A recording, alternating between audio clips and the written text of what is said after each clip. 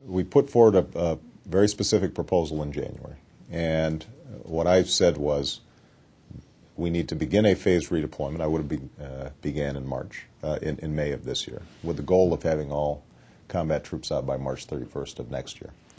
I would have set up a series of benchmarks for the Iraq government to meet and provide some flexibility to troops on the commanders on the ground in adjusting the pace of the withdrawal depending on whether some of these benchmarks were being met.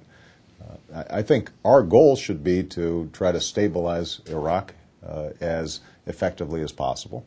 And the message we should send to the Iraqis is we want to be a partner with you in the rebuilding of your country.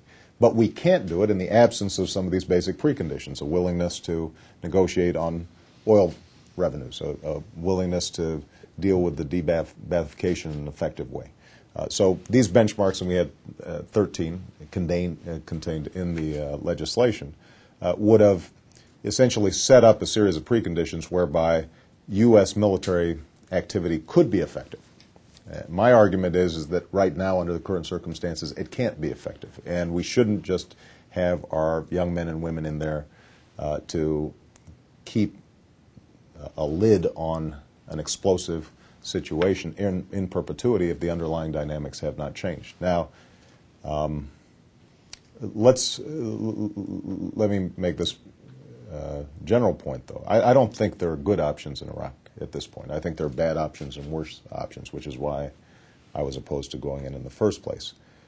And my belief that a phased withdrawal is the best way to trigger different behavior among the various factions in Iraq is a judgment, and it still carries some risks. There could be spikes of violence as we started withdrawing troops.